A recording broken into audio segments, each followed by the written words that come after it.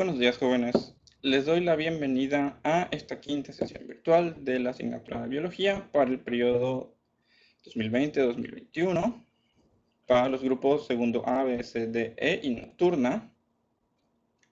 Espero que hayan pasado un agradable periodo de asueto con lo del grito de la independencia, que hayan aprovechado el tiempo extra que tuvieron para avanzar con sus tareas y etc, etc, etc.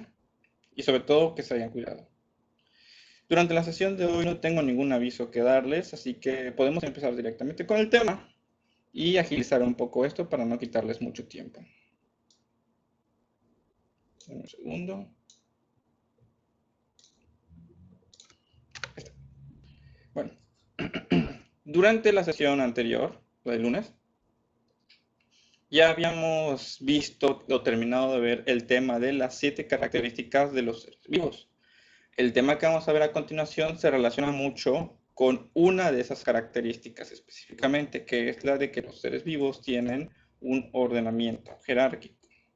Entonces, el tema de esta sesión va a ser los niveles de organización. ¿De qué? Tanto de la materia como de los seres vivos.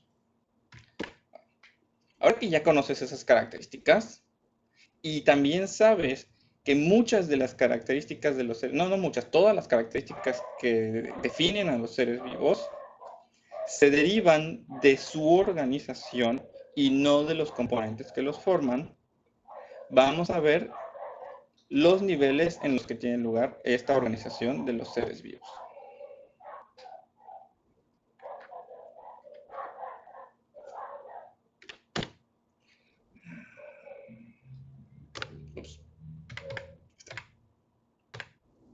Muy bien.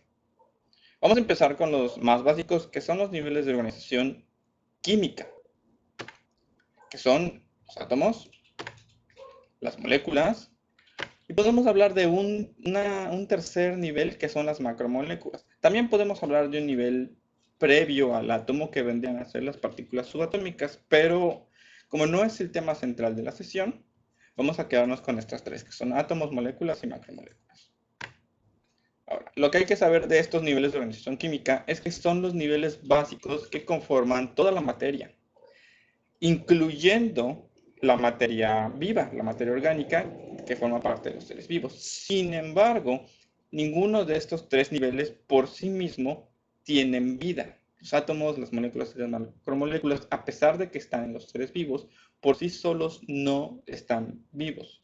Sin embargo, es importante conocerlos. También vamos a estar hablando de algo llamado las características emergentes, que es precisamente lo que diferencia un nivel de organización del nivel de organización previo. Son cosas nuevas, son características o propiedades nuevas que aparecen en los niveles de organización que no se encuentran en ninguno de los niveles previos, pero que en todos los niveles que van avanzando posteriores sí se encuentran presentes. Entonces vamos a ir viendo también estas características. Vamos a empezar con los átomos. ¿Qué es un átomo? Bueno, podemos hacer una definición bastante larga, son temas de química, pero vamos a empezar simplemente con qué es la unidad básica de la que está formada la materia. Y la forma en la que tenemos a veces de referirnos a la mayoría de los átomos es simplemente a través del elemento químico al que pertenece ese átomo. Por ejemplo, en la imagen, ¿no? Tenemos un átomo de carbono. Ya sabemos que los átomos están conformados por partículas subatómicas como los electrones, los protones y los neutrones, cada uno con su valor de carga eléctrica. Cada átomo de cada elemento diferente tiene una cantidad específica de estas partículas subatómicas que definen ese elemento. Ahora, las propiedades emergentes de los átomos es que tienen masa, lo que podríamos también llamar peso. ¿Okay? Todos los átomos tienen una masa. También tienen una carga eléctrica que se debe a la conjunción entre protones y electrones. Y también tienen un volumen, ocupan un lugar en el espacio. No son intangibles, aunque, a pesar de que son microscópicos. Entonces, toda la materia está conformada por átomos. Luego tenemos las moléculas. ¿Qué es una molécula? Bueno, muy sencillo. Es el resultado de la unión de dos o más átomos a través de un enlace electrónico, para lo cual utiliza sus electrones de valencia. Ahora, las propiedades emergentes de una molécula, para empezar, es la presencia de enlaces. En un átomo, como está solito, no hay enlaces. Una molécula, al ser varios átomos unidos, tienen que tener ese enlace. También tienen propiedades físico-químicas. ¿A qué me refiero con esto de propiedades físico-químicas? Las moléculas tienen características que son más que la simple suma de los átomos y elementos que lo conforman. A veces esa unión les confiere propiedades nuevas. Por ejemplo, en el ambiente natural, el oxígeno y el hidrógeno son gases, o sea, normalmente están en una forma gaseosa a temperatura ambiente. Sin embargo, cuando tú tomas estos elementos, estos átomos, y los unes para formar la molécula de agua, H2O, entonces obtienes a temperatura ambiente un líquido. Esa es una propiedad que va más allá de simplemente las características del oxígeno o las características del hidrógeno. Eso es lo que hace interesantes las moléculas. Otra característica es que las moléculas tienen densidad y otra es que tienen estados físicos de la materia. Todo esto está promovido por la presencia de los enlaces. ¿Por qué una molécula tiene estas características y un átomo no las tiene? Es por los enlaces. Por ejemplo, el estado de la materia los conocemos, ¿no? Los básicos, que son el sólido, líquido y el gaseoso. Existen otros como el plasma ionizado y demás. No es más que una representación de la energía presente en la unión del enlace. Mientras más separado esté un átomo de otro en una molécula, cambia el estado de agregación o el estado de la materia. Los enlaces son muy fuertes, el nivel energético de los átomos es bajo, entonces el enlace queda muy pegado y hablamos de un sólido. Conforme se va separando, se va volviendo líquido y cuando la separación ya es mayor, pues hablamos de un estado gaseoso. La densidad es lo mismo. Depende mucho de el grado de unión que existe entre los átomos. Son características que tienen las moléculas y que los átomos no los tienen. Pero si nos hablamos de un nivel de organización superior a la molécula, por ejemplo, la macromolécula, las macromoléculas también tienen densidad, también tienen estado de la materia, también tienen propiedades físico-químicas. Eso es lo que hace interesante los niveles de organización, cómo van heredando o ganando características en cada nivel, de tal manera que los últimos niveles son sumamente complejos y tienen un montón de características interesantes. Continuemos con las macromoléculas entonces. ¿Qué es? Pues como su nombre lo indica, una macromolécula es una molécula de gran tamaño y complejidad formada por la unión de varias moléculas de menor tamaño que se van repitiendo. Entonces, veamos la imagen aquí. Esta es una imagen de un carbohidrato. Entonces, si nos fijamos, cada una de estas formas de hexágono son una molécula. ¿Qué tipo de molécula es? Bueno, es un monosacárido. Es un tipo de carbohidrato. Y vemos que se van repitiendo. Se van repitiendo y se van uniendo. Entonces, cuando tomas todos esos monosacáridos, cada uno una molécula, y los unes todos entre sí, formas un polisacárido formado por monosacáridos. Entonces, eso es lo que son las macromoléculas. Son moléculas más pequeñas que se van uniendo. Existen 4 tipos de macromoléculas que son de gran importancia biológica, es decir, ya hablando de los siguientes niveles que vamos a ver, que son los seres vivos, existen 4 muy importantes: las proteínas, los carbohidratos, los lípidos y los ácidos nucleicos que se encuentran en el ADN y en el ARN. Ahora, propiedades que emergen en una macromolécula. La más importante es la repetición. ¿Okay? Un monosacárido es un carbohidrato. Pero ¿qué pasa cuando se empiezan a repetir? Que pueden formar cadenas de un tamaño y una complejidad muy grande. O sea, no estamos hablando de 5 o de 10, podemos encontrar a veces cientos o miles de moléculas iguales, todas unidas para formar cadenas enormes de macromoléculas, en este caso los polisacáridos, los carbohidratos, ¿no? Esa es la principal característica, la repetición de moléculas iguales, casi sin un límite. Células. Vamos a hablar ahora sí de los niveles de organización biológica. ¿Okay? Terminamos con los niveles de organización química, empezamos con los niveles de organización biológica, que técnicamente son los que más nos interesan en este punto. La célula, unidad básica de la vida, de la que están formados todos los seres vivos. Y mínima expresión de la vida. ¿Eso qué quiere decir? Una única célula ya puede estar hablando de tener vida, es decir, de tener todas las características, las 7 características de los seres vivos y expresarlas. De tal manera que los seres vivos más simples, como las bacterias y los protozoarios y algunas algas, incluso algunos hongos, están formados por una única célula. Una célula ya es un ser vivo. Y sin embargo, también hay seres vivos que tienen un montón de células, como nosotros, ¿no? Los animales, las plantas. Entonces, ¿cuáles son las propiedades emergentes de una célula? Bueno, las 7 características de los seres vivos son sus propiedades emergentes. Por eso no las volví a listar, ustedes ya las deben de saber, las deben tener apuntadas en su libreta. Entonces, ¿cuáles son las características emergentes de este nivel de organización? Las 7 características de los seres vivos. En este punto, vamos a dejar de hablar de las propiedades emergentes, porque los siguientes niveles de organización técnicamente caen dentro de el mismo, o sea, el nivel de la vida del individuo vivo. Pero vamos a ver por qué esto es interesante. Y es que el siguiente nivel de organización es el tejido. Tejido. ¿Alguna vez han hablado de hablar tejido muscular, tejido nervioso, tejido adiposo, ¿no? Como que tenemos en las grasitas. Bueno, ese es el tejido. Es un conjunto de células similares entre sí que interactúan, trabajan juntas para llevar a cabo una función específica dentro de un ser vivo pluricelular mayor.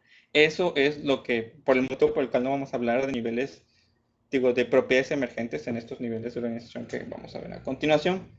Un tejido solamente está presente en un ser vivo pluricelular, como nosotros. Es decir, que un ser vivo unicelular, como una bacteria, no va a tener estas características, no va a tener un tejido. Por eso no hablamos de propiedades emergentes. Entonces, por ejemplo, aquí en la imagen tenemos un tejido muscular. Y vean esa forma, cada una de estas separaciones que vemos aquí, en realidad es una separación entre células. Cada una de estas de aquí, por ejemplo, las bolitas son los núcleos de las células. Y se le llama tejido. ¿Alguna vez han pensado por qué se le llama tejido?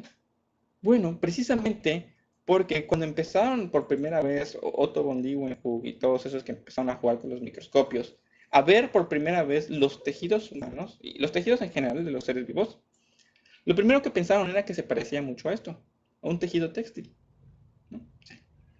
En inglés el nombre es lo mismo, tissue, que también hace referencia a lo que ellos observaban en objetos inanimados. Se parece mucho, vamos a llamarlo así. Entonces aquí tenemos, por ejemplo, un tejido muscular. ¿Cuál sería una función de un tejido muscular? Bueno, la función del tejido muscular es simple. Estirarse y contraerse. Esa es su función. No tiene más. Pero es que luego tenemos el órgano. ¿Qué es un órgano? Ya es un conjunto también, pero ahora es un conjunto de tejidos. Es un conjunto de tejidos los cuales funcionan de forma coordinada, cada uno de esos tejidos cumpliendo sus funciones diversas para realizar una o más tareas específicas que ayudan a la supervivencia del ser vivo pluricelular. El ejemplo más claro que tenemos para esto es el estómago, ¿no? El estómago está conformado por varios tipos de tejidos. Tenemos un tejido muscular que forma las paredes del estómago y le permite ejercer presiones, soportar el contenido estomacal y también genera movimiento. O sea, el tejido muscular del estómago está haciendo su función de estiramiento y contracción para producir movimientos que facilitan el paso de los alimentos a través del sistema digestivo. Pero también tenemos en la cobertura más interna del estómago un tejido mucoso. Este tejido mucoso, ¿qué función cumple? Proteger las paredes del estómago. Pero también tenemos tejidos conectivos y secretores glandulares que producen sustancias. ¿Qué tipo de sustancias? Enzimas, jugos gástricos, etc, etc, etc. Hay diferentes tipos de tejidos. Tenemos tejidos conectivos que dan resistencia, elasticidad al estómago. Entonces, todos estos tejidos, cada uno tiene su función: protección, resistencia, secreción de jugos gástricos, movimiento. Y todo, cuando todos esos tejidos funcionan correctamente y cada uno hace, vamos a decir, su parte del trabajo, entonces el órgano, como un todo, puede cumplir una función que es el resultado de todas las demás funciones más pequeñas funcionando de forma coordinada. ¿Cuál sería la función del estómago? Digestión. La función del estómago es la digestión de los alimentos. Fin. Listo. Pero para que esa digestión como tal se pueda llevar a cabo, tiene que haber los jugos gástricos, tiene que haber el movimiento de las paredes estomacales, tiene que haber la protección de las paredes estomacales para que el estómago no se digiera a sí mismo. Tiene que cumplirse todo eso. Ese es el papel del órgano. Podemos hablar también del corazón, es un órgano. Los pulmones son órganos internos, el ojo es un órgano, los riñones son órganos, el hígado, el cerebro, todos esos son órganos. Un órgano muy interesante es la piel del cuerpo, es el órgano más grande. Entonces, todos esos son órganos y están formados por diferentes tipos de tejidos. Luego viene el sistema orgánico. ¿Qué es un sistema orgánico? Bueno, a estas alturas ya lo deben de suponer, pero de todos modos les voy a decir. Es un conjunto, pero ahora de órganos. Es un conjunto de órganos que interactúan entre sí de forma ordenada para cumplir una o más funciones fisiológicas de un organismo. Vimos cómo el tejido cumplía una función simple, muy específica, ¿no? Secretar jugos gástricos. Vimos cómo el órgano cumplía una función un poquito más elevada, resultado del trabajo coordinado de las funciones de todos los tejidos, ¿no? Por ejemplo, en el estómago hablamos de digestión, ¿no? ¿Ok? Y entonces, ¿qué es una función fisiológica? Es una función todavía más elevada de un organismo directamente relacionada a la supervivencia de ese organismo. El ejemplo más claro que tengo para darles es aquí el sistema digestivo, conformado por múltiples órganos. Por ejemplo, aquí tenemos el estómago, aquí está el hígado, no lo vemos, pero detrás del hígado está la vesícula biliar. Aquí debajo, detrás del intestino grueso, se encuentra el páncreas. Está el propio intestino grueso, colon, está el intestino delgado. Aquí vemos el esófago. Son muchos órganos que conforman el sistema digestivo. Cada órgano tiene sus funciones, así como el estómago tenía sus funciones. El estómago trabajaba solo para digerir. Entonces, ¿cuál es la función fisiológica que cumple todo el sistema digestivo como un conjunto? Muy sencillo. Nutrición. Así. Nutrición. El sistema digestivo se encarga de la función de la nutrición y para ello tiene que haber una digestión, una deglución, una absorción, una excreción. Diferentes partes del sistema digestivo cumplen estas funciones. Y para terminar, un momentito, esperan a que pase aquí la ambulancia o la policía, ya no sé qué es. Muy bien. Ya para terminar, vamos a hablar del organismo pluricelular. ¿Qué es el organismo pluricelular? Es una forma compleja de los seres vivos formados por múltiples células, tejidos, órganos y sistemas que en su conjunto permiten la vida de este organismo como un todo. Entonces, de nuevo, podemos empezar a hablar otra vez de propiedades emergentes ya en este nivel. ¿Cuáles son sus propiedades emergentes? Bueno, las mismas que las características de los seres vivos, las 7 características de los seres vivos que ustedes ya tienen apuntadas en su libreta. Entonces, por eso hicimos ese salto entre célula y organismo pluricelular, porque en realidad ambos son seres vivos, solamente que uno es uno muy simple y el otro es increíblemente complejo, como lo somos nosotros. Nosotros somos organismos pluricelulares altamente complejos, ¿no? No hay mucho más que decir acerca de los niveles de organización, pero sí les tengo a ustedes una tarea, ¿ok? La tarea del día de hoy la van a entregar a más tardar el 21 de septiembre, entiéndase, el lunes, a través de la plataforma Google Classroom. La buena noticia es que es una tarea muy sencilla. Me van a hacer un breve glosario. De todas formas, las instrucciones ya saben que las tienen en la plataforma, por favor, léanlas bien. Me van a hacer un breve glosario de términos y definiciones de unas moléculas. En la plataforma van a tener la lista de moléculas, no se las voy a decir porque si no luego son capaces de no revisar la tarea. Entonces, vayan por favor a leer las instrucciones en la plataforma, porque ya supe que varios de ustedes no están revisando eso. Entonces, van a hacer un glosario de varios términos, 7 en total, de moléculas que se encuentran en diferentes lugares, pero siempre en los seres vivos. ¿Okay? De cada molécula que ustedes hagan, me van a describir el ser vivo en el que se encuentra esa molécula. El tipo de ser vivo, si está en las plantas, si está en los animales, si está en las bacterias, si está en los hongos, si está en todos ellos. El tipo de molécula que es, si es un carbohidrato, si es un lípido, si es una proteína, ¿ok? Si es un ácido nucleico. La descripción general de esa molécula, ¿no? Sus funciones, cómo está formado, etc. Propiedades interesantes que puede tener. Y por último, una imagen o dibujo de su estructura atómica o molecular. Es, por ejemplo, como la que vimos aquí en macromoléculas. Esta sería una imagen de la estructura de un polisacárido. Entonces, tienen que hacer eso. Ojo, el glosario se va a realizar a mano. No lo van a escribir en PowerPoint o en Word o nada de eso. Lo van a hacer ustedes a mano en sus libretas. Y si no tienen libreta, bueno, en una hoja en blanco y lo ponen en su carpeta de la materia. Y ya les había dicho que tenían que tener o una libreta o una carpeta de la materia. Entonces lo van a hacer a mano. Ustedes van a escribir su glosario a mano.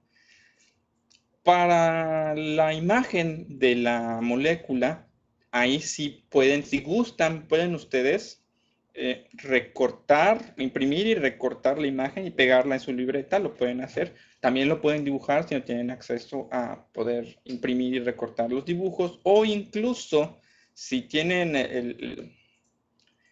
la habilidad de estar ahí manoseando un poco sus archivos de Word, ya que escribiste y escaneaste o fotografiaste tu trabajo a mano, incluso tú puedes buscar la imagen en internet y adjuntarla o copiarla y pegarla por encima de la foto de tu trabajo y ya tendrías ahí tu imagen en digital. O sea, puede ser en digital, puede ser impresa, recortada y pegada en tu trabajo o puede ser dibujada. Ahí sí les doy estas 3 opciones. Todo lo demás del trabajo, la parte escrita, eso sí lo tienen que hacer a mano.